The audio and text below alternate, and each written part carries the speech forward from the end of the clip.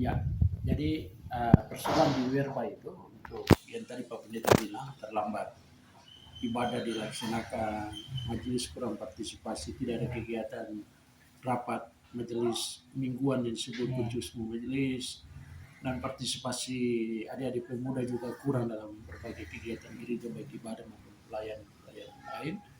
Itu bagi saya pertama pembinaan yang dilakukan pada momen sebelum seorang pendeta ditabis atau pada saat sebelum majelis jemaat penatua dekan ditabis dilantik, pengurus unit ditabis dilantik. Biasanya kan itu ada pembinaan dulu baru besoknya dilantik di gereja dalam ibadah.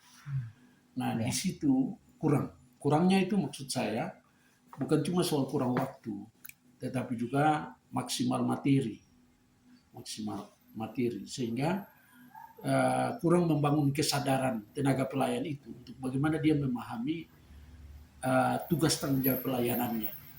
Kan persoalan soal orang kurang hadir beribadah, orang lambat datang beribadah dan sebagainya itu kan urusan seorang pelayan. Iya, baik itu dia pengurus pemuda, dia majelis jemaat atau pendeta. Itu barang itu kita tidak bisa salahkan umat. Kita harus salahkan pelayan sendiri. Sejauh mana, setinggi apa, sedalam apa, sedekat apa dia sudah melakukan pelayanan sehingga orang mendekat pada kegiatan-kegiatan ibadah dan pelayanan gereja. Orang disiplin hadir beribadah pada jam yang telah ditentukan. Misalnya jam 9 pagi ya jam 9 pagi. Atau jam 5 sore ibadah ya jam 5 sore. Jangan sampai molor 1-2 jam. Ini kan sama sekali tidak ada yang saya ketahui.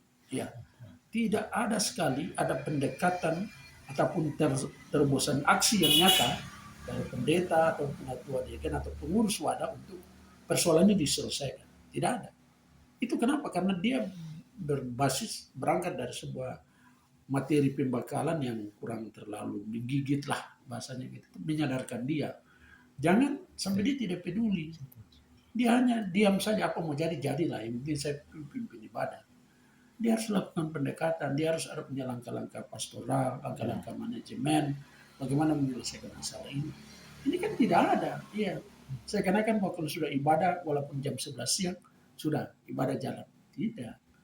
Kita ibadah ini dalam disiplin. Disiplin itu artinya kita takut pada Tuhan, hormat pada Tuhan. Apa yang diputuskan lembaga gereja ini, ibadah minggu setiap kali jam 9 pagi, kita taat kepada jam itu, sama juga kita taat kepada Tuhan. Bukan kita ikut-ikut kita mau sendiri. Bangun dulu, isap rokok dulu, minum kopi dulu, potong rumput dulu di kebun, baru setelah itu kita pergi ibadah. Itu kan kita taruh Tuhan nomor 2, nomor 3, nomor 4. Kita taruh Tuhan nomor 1. Apalagi di hari Minggu. Di mana itu hari Tuhan, kita harus prioritas mendekat dengan Tuhan. Pada minggu molor sampai jam-jam 10 pagi, jam setengah 11 baru. Padahal jadwalnya itu jam 9 pagi.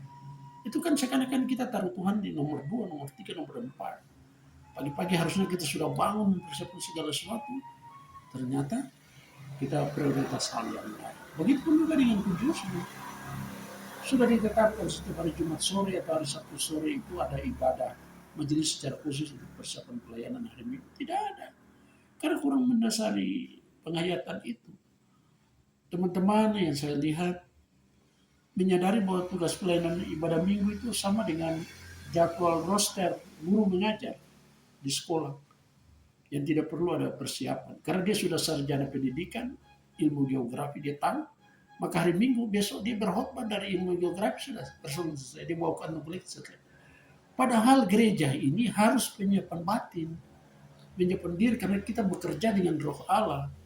Makanya perlu ada penyempurnaan di hari Sabtu sore atau hari Jumat itu. Kita berdoa secara khusus tentang diri kita yang melayani, liturgi ibadah yang dipakai. Tapi gedung gereja itu didoakan sehingga alam memberi dukungan, besok tidak hujan, orang semua datang.